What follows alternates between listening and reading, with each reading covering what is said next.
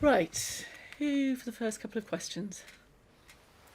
Kevin, tough one today. Where did you think that went wrong? Yeah, it was tough. I felt, I haven't played him before. I've only hit with him once in Miami a few months ago. So it's always a little tricky playing somebody for the first time, but he made life really difficult for me, I felt. He moves really, really well. I felt had a pretty hard time keeping him on defense and sort of finishing out the points. When I was able to do that, I had the most success. But I mean, overall, I didn't feel like I played that bad of a match. I could have probably served a little bit better. Obviously, I didn't take my chances on break points. That's probably one of the key stats. I mean, right from the first game, break point percentage converted was really low today, and sometimes just winning a few of those can really change a match. So even though that was straight sets, it's tennis is a game where a few points can really change the direction of a match. So it was definitely a tough one. It was very difficult at times out there. Hi Kevin, it's only your second tournament since injury. Do you feel like the match play had an impact on your performance? Yeah, I mean, it's always impossible to say. Without a doubt, playing a lot of matches and being match tough, having a lot of confidence in that process is very valuable. I haven't had that right now, so I'm sure that factors in somewhere along the line. I thought today, even though I haven't played, I mean, he was a really tough opponent.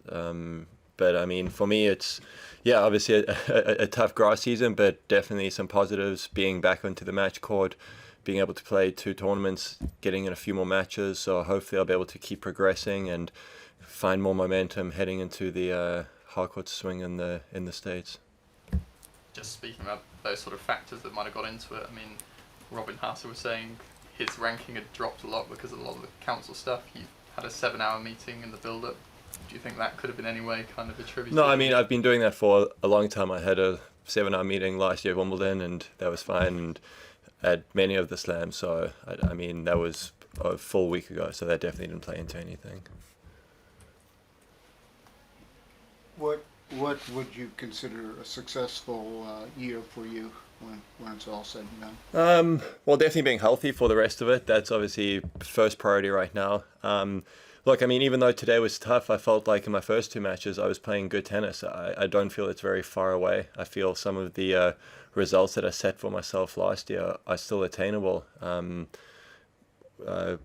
Competing for Master Series titles, that's going to be a big goal. I still have US Open. So there's still a lot of tennis to be played. Year-end finals I'm a little bit behind the curve right now, but just the way that some of these tournaments are structured, if I have great results, I mean, that would still be feasible. So by no means am I reducing my goals for the rest of the year, but I think just need to sort of consolidate, sit with my team and assess where things are right now from my body.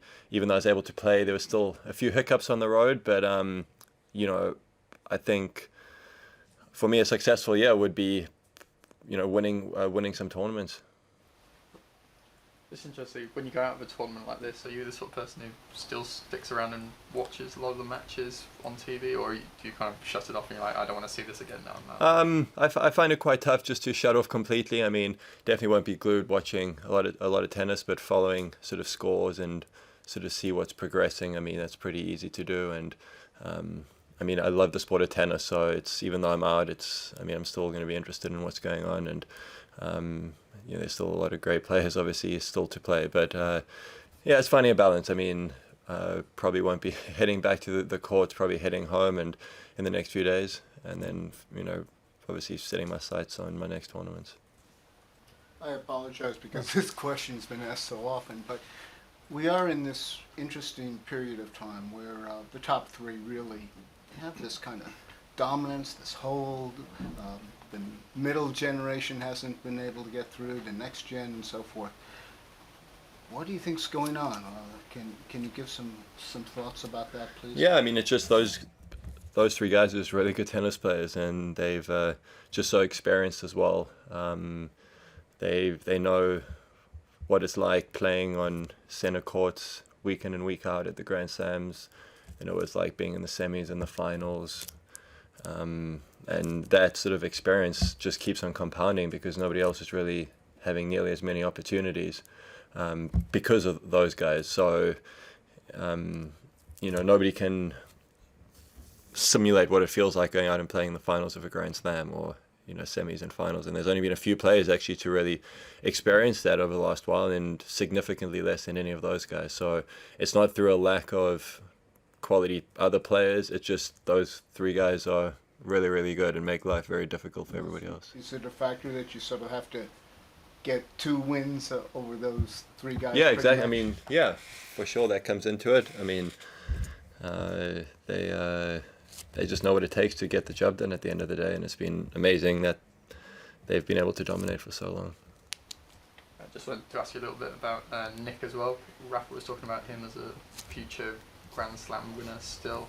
You're a guy who's kind of reached Grand Slam finals quite late on in his career. I was just wondering, what do you think it takes for someone as you did to kind of have that sort of success later on, and at what point do you start looking at younger players who haven't maybe fulfilled their potential and saying, oh, this guy's not going to do it, or do you never do that? Yeah, I mean, it's so tough. Everybody's going to have a different sort of journey and path to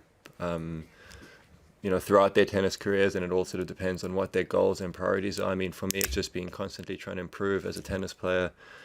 So even as I've gotten older, it's every day, it's what can I do to become better. And there's been a lot of disappointments, ups and downs, a lot of positives too. But I think I've always done a really good job of getting stronger from the tougher moments. And I think that's a strength of mine. I've had that since a little kid. I mean, I work really hard and I keep pushing myself. So, I mean, there's a lot of guys who are still in their early 20s. I mean, they've got their whole career still ahead of them. So I think all of them, all those top guys, I mean, if you went through them all, I mean, they've all got great potential. And I'm sure, again, it's impossible to say who's going to figure things out, maybe more than the others, to see what it takes to win slams. But at some point in time, those guys will be the ones who will be competing in the finals of Grand Slams.